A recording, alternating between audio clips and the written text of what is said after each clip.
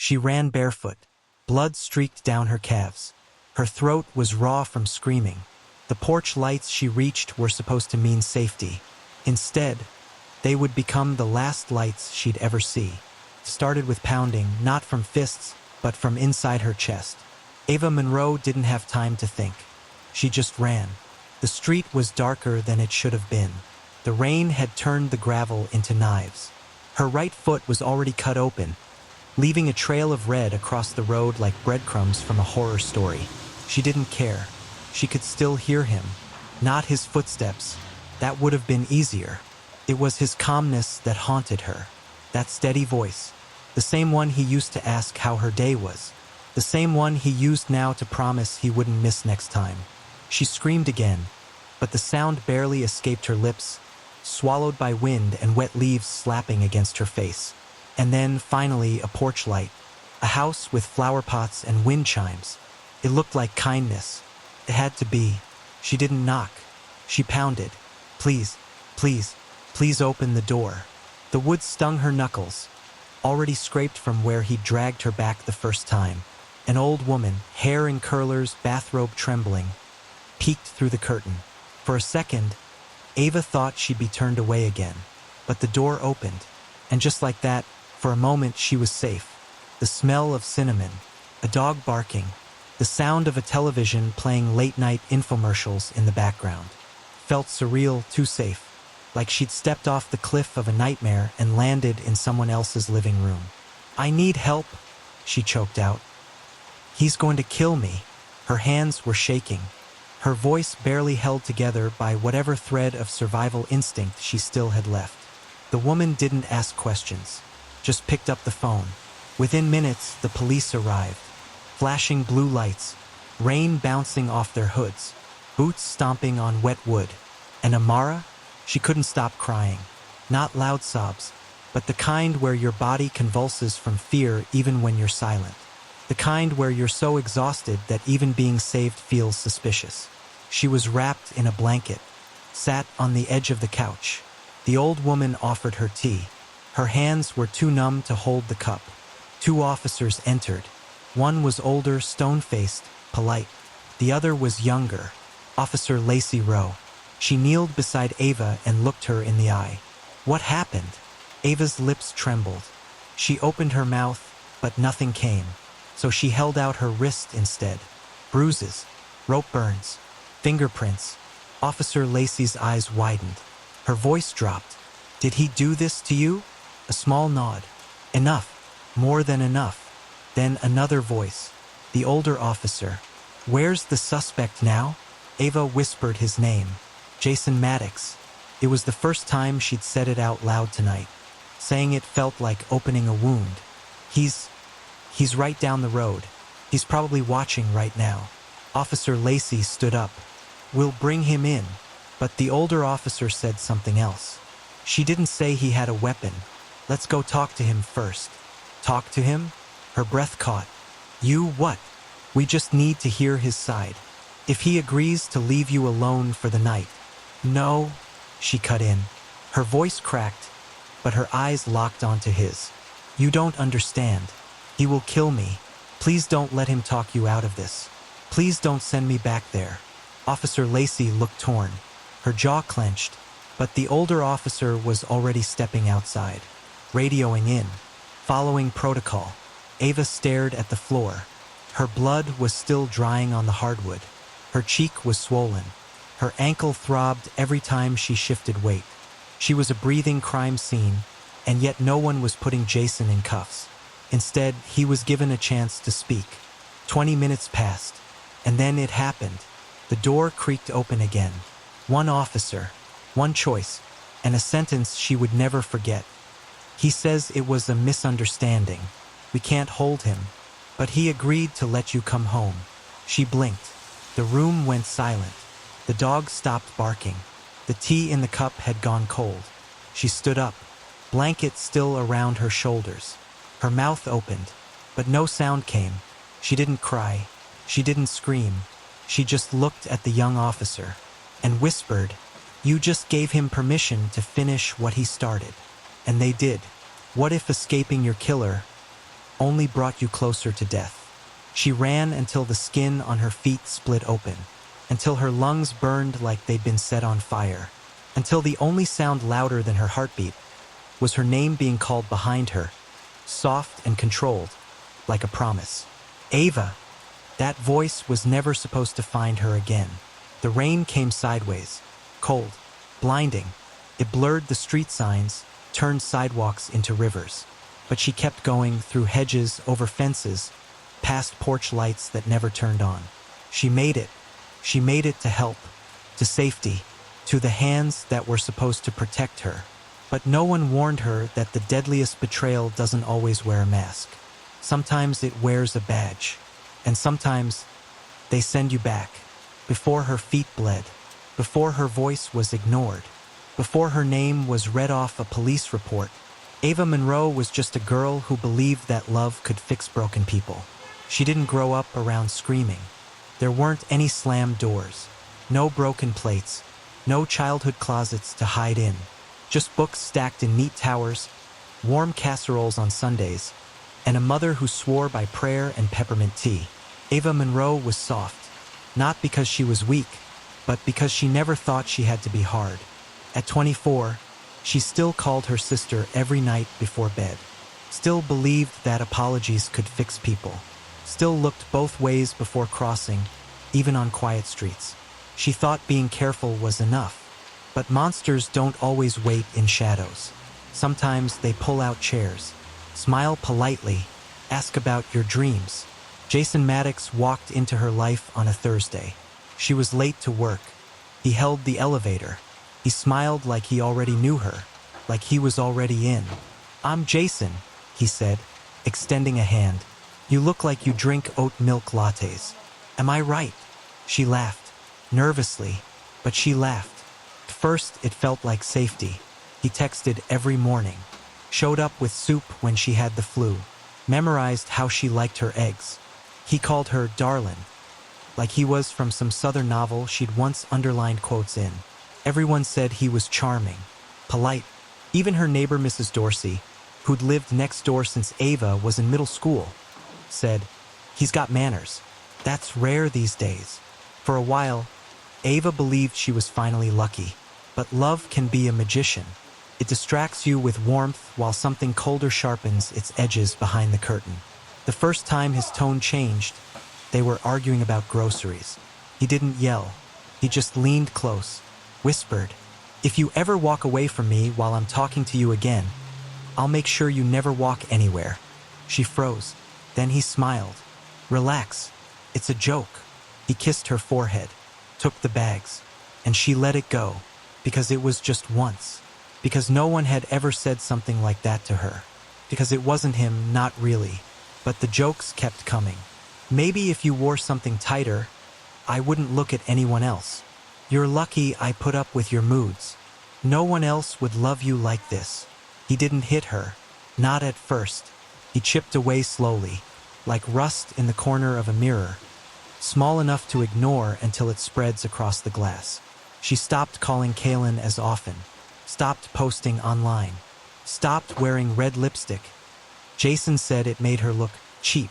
She told herself it was love, that this was just adjustment, growing pains, even when she cried in the shower, even when her chest tightened every time his car pulled into the driveway. Because Jason always said, "You're just sensitive. That's what makes you special." Mrs. Dorsey started noticing things. The bruises she tried to hide under foundation, the nervous glances at the mailbox, the way Ava flinched when someone knocked. One day, Mrs. Dorsey pulled her aside. "You okay, sweetheart?" Ava smiled, practiced, precise smile. "Just tired, the kind of tired no sleep can fix." And then came the night everything shattered. Jason came home early. She had burned dinner. The wine bottle slipped from her hand when he slammed the drawer shut. And for the first time, he didn't whisper. The slap echoed. She collapsed. He didn't apologize. Not this time. Instead, he locked the door, took her phone, told her she was going to learn not to run when things got hard. But Ava was done learning. When he fell asleep, drunk, still muttering about respect, She limped to the back window, sliced her ankle on the way out. Didn't care, because she was leaving, bleeding, crying, but alive. And she made it. To the porch, to the blanket, to the badge. She had no idea. She'd be sent right back. What's worse than screaming for help? Screaming and realizing someone heard you and turned away anyway. There were people who saw it. Maybe not all of it. Maybe not the bruises beneath her sweater or the fear stitched into her voice. But they saw enough. And they told themselves stories to make it easier to look away. Kaylin had always been the louder one, the fighter, the eye-roller. She once broke a boy's nose in 8th grade for calling Ava quiet like a ghost. So when her big sister stopped picking up calls, Kaylin didn't just worry. She knew. At first, it was subtle. Missed texts, one-word replies. The voice notes got shorter. And then came the day Kaylin asked, "Are you okay?" Ava replied with a single emoji. Black heart. No words, just a black heart. Kaylin showed up at Ava's apartment 2 weeks later, unannounced. Jason opened the door, smiling, like he owned the place, like he owned Ava. "She's resting," he said. Kaylin didn't believe him. She pushed past. She found her sister in the kitchen, wearing long sleeves. In July, her smile didn't reach her eyes. "You good?" Kaylin asked. "Of course," Ava lied. "He's really sweet. You'd like him if you gave him a chance." Kaylin didn't respond. She just walked over and pulled her sister into a hug. And that's when she felt it. A tremble. So small, so quiet, like holding a wire carrying low-voltage fear. Later that night, Kaylin called their mother. "Something's wrong," she whispered. "I think he's hurting her." But their mom was soft-spoken, gentle. She believed in love, in giving people the benefit of the doubt. "Maybe she's just overwhelmed," she said. "She hasn't told us anything." That sentence would haunt Kaylin for the rest of her life. Because Ava had told them, not with words, but with everything she didn't say. Lacey was new, 6 months in uniform, still believed people became cops to protect, not control. When the call came in about a distressed woman banging on doors, Lacey had no idea she was walking into the most important night of her life. When they arrived at Mrs. Dorsey's house and saw Ava sitting on the couch, barefoot, trembling, face swollen, Lacey felt it in her chest. This wasn't drama. This was danger. She asked questions, gently, took note of every bruise, every whisper, every flinch. But the senior officer, Detective Holt, had a different tone. Detached, skeptical. "She's emotional," he muttered. "We've seen this before. Domestic drama. They make up tomorrow." Lacey's stomach twisted. "Sir, she's terrified. We need to remove her from him." "We don't have enough for that," Holt said. "No weapon, no threat heard. He has rights too." Lacey wanted to scream. Instead, she followed orders. And watched as Jason Maddox arrived, smug and apologetic. Said all the right things. "I never touched her. She gets anxious sometimes. She's not hurt. She's just scared of commitment." Lacey saw the way Ava's hands clenched in the blanket. She opened her mouth to defend herself, but Holt cut her off. "We're not here to arrest you," he told Jason. "We just need you two to separate for the night." Jason nodded, smiled, said he'd sleep somewhere else. He didn't. She had known Ava since she was 12. Used to give her hot chocolate after school. Watched her grow from a shy girl into a woman who held herself with gentle grace. Then Jason moved in, and something shifted. Ava stopped waving, stopped baking, stopped smiling. One night, Mrs. Dorsey heard something. Glass breaking. A muffled scream. She almost called the police. But she waited. Told herself maybe it was the TV. Or a fight. Or nothing. "I didn't want to get involved," she would later say. "But I wish to God I had." All of them saw it. Kaylin, Lacey, Dorsey. Pieces of the puzzle scattered at their feet. They all felt something coming. But no one knew how close the end really was. And by the time they realized it, Ava was already being walked back to him. Wrapped in a blanket. In the back of a patrol car. with the rain tapping softly on the glass. And the door to that house, was still open. What do you do when the door that's supposed to save you is the same one that leads you back into the dark? She begged not to go in. They told her she was overreacting. Hours later, the silence in that house was unbearable. The air was heavier when she stepped out of the cruiser, as if the night itself knew what was about to happen. Rain slid down the windows of Jason's house like cold fingers. The porch light buzzed, half dead, flickering. The kind of light that doesn't guide you home, but warns you away. Ava stood there in silence, the blanket still wrapped around her like a final insult. She didn't move, didn't breathe, not until Officer Holt gave her a slight nod. He agreed to sleep on the couch. If anything happens, call us. Her lips parted, but the words never made it out, because she knew they wouldn't come. Not in time. Jason opened the door himself, smiling. Not the smile from that first day in the elevator. This one was thinner, tighter, like a zipper pulled across a wound. Glad you're back, babe. She stepped inside. Every part of her body told her not to. The air smelled like pine cleaner and stale wine. The floor creaked louder than it ever had. Every window was shut, every blind pulled down tight. Behind her, the cruiser pulled away. And for the second time that night, Ava was alone. Jason didn't touch her. Not yet. He just walked to the kitchen, humming, pulled out 2 glasses, poured red wine like they were on a date. You made a scene tonight, he said softly. No anger, no yelling, just that voice, measured, dangerous in its control. You embarrassed me. She stood frozen, eyes still on the door. Sit, he said. Let's talk like adults. She didn't sit. I said sit. She lowered herself into the chair like her body didn't belong to her. Jason placed the glass in front of her. I told them what they needed to hear, he said. Now you're back where you belong. Then he leaned forward. Do you know what it means when the police don't believe you? She didn't answer. It means you're mine. No one's coming for you. Ever. She tried to stand. His hand shot out, gripped her wrist. Tight. That same spot already purple from hours before. She flinched. He smiled again. But something shifted. This time, she didn't beg. She didn't cry.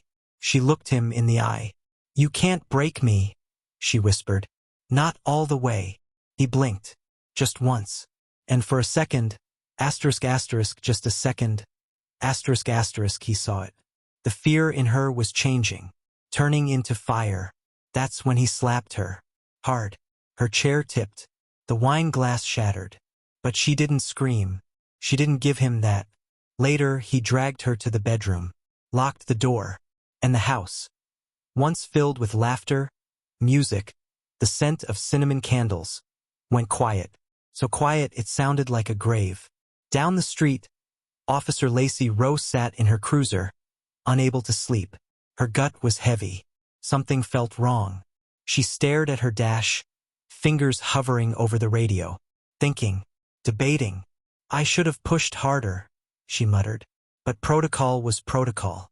And by the time she turned the car around, it was already too late, because the lights in Jason's house had gone out. The blinds were still closed. And inside, the door may have opened once, but this time it wouldn't open again. The last time anyone saw her, she was alive, wrapped in a blanket, quiet, obedient. The next time they saw her was frame by frame, on a screen, in silence. There's something unnatural about watching someone's last hours through a screen. No sound, no voice, just images, flickering, cold, indifferent. When Officer Lacey requested the home surveillance from the street corner 2 blocks from Jason Maddox's house, she already knew what she was looking for, but she didn't know how much it would hurt. The footage started at 1:42 a.m. A dark figure, barefoot, wrapped in a tan blanket. Ava Monroe. The timestamp blinked red as she was escorted by officers.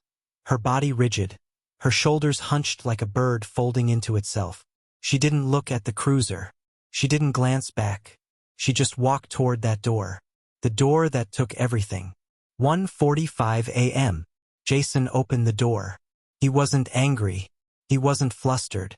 He looked calm, like he was expecting a package. Like Ava was something returned to sender. She paused for 3 full seconds before stepping in.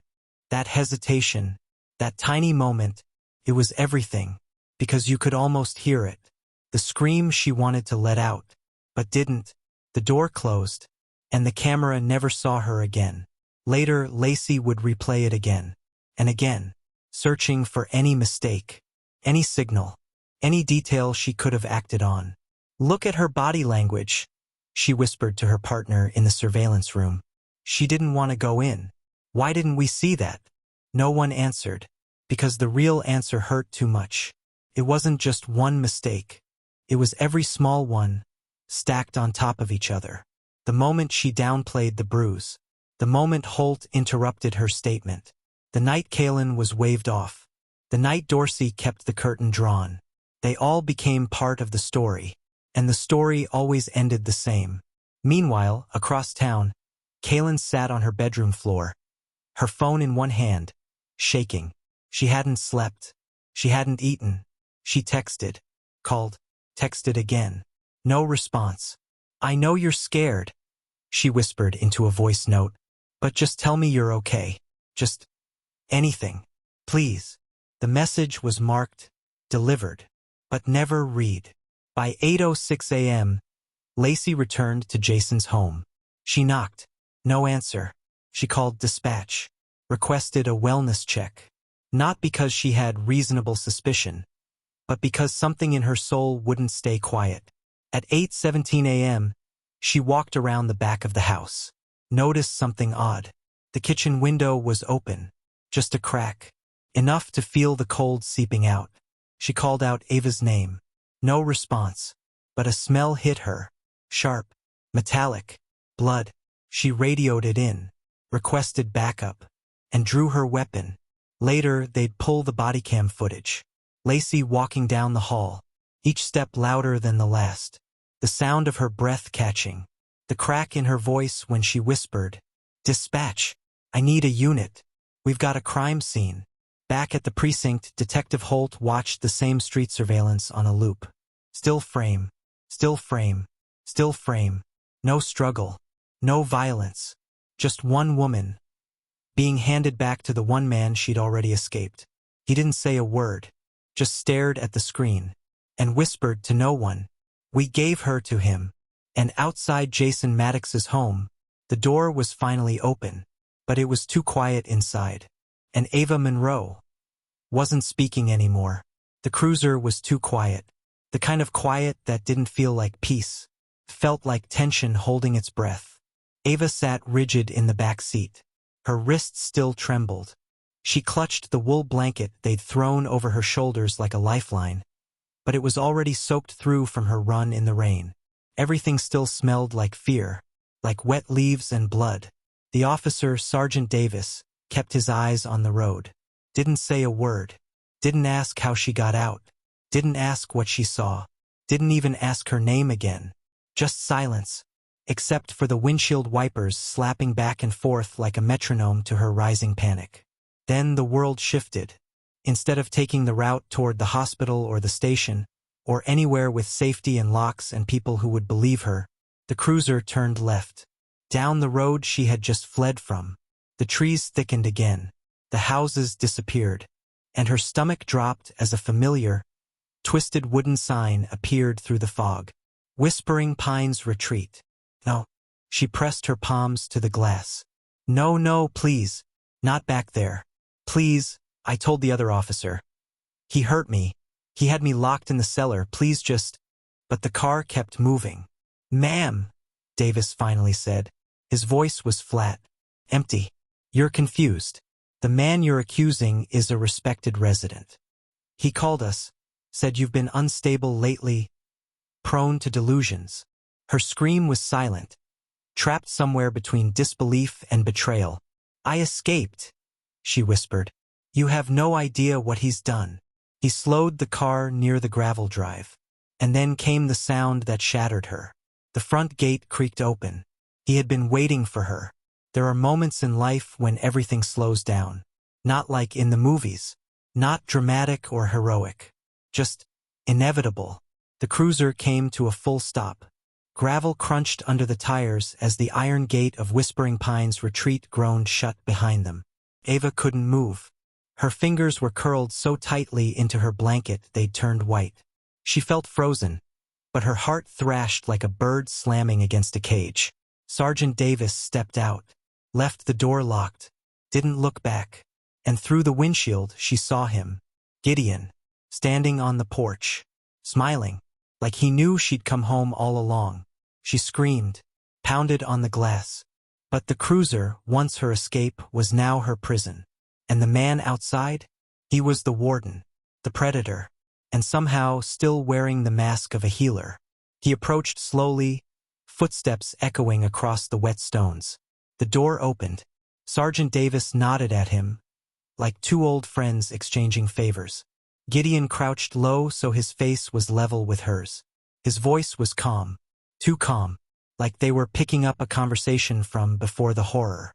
Ava, you had your little adventure. He gently tucked a damp strand of hair behind her ear. But you and I both know. There's no place for you out there. She flinched. He leaned closer. They'll never believe you, sweetheart. They already didn't. Tears welled in her eyes, but not from fear this time. From rage. Because in that moment, she realized something. He hadn't won. Not really. She had survived. She had escaped. And she had told her story. Even if no one listened yet. She had planted the truth. And the truth has teeth. That night, as the fog swallowed Whispering Pines once again, Ava went silent. The police claimed she wandered off again. The retreat said she was never quite stable. Gideon, well, he went back to running his sanctuary. But 2 weeks later, anonymous photos were mailed to local reporters. Photos of a locked cellar, of a bloodied mattress, of files with names, many names, of other women who were treated and released, but never seen again. And then, Gideon vanished too. Some say Ava came back for him. Some say she didn't have to, because sometimes monsters don't live forever. Sometimes someone survives long enough to make sure they never hurt again. If you're still listening, ask yourself, how many cries for help do we ignore? Because they come from a woman labeled unstable? How many killers hide behind credentials, charm, and clean records? And what happens when the one who escaped starts fighting for the ones who didn't? Candle, subscribe to The Veil of Secret. For more true crime stories that pierce through silence, expose hidden horrors, and bring forgotten voices into the light. But the next story might be even darker, and it's coming.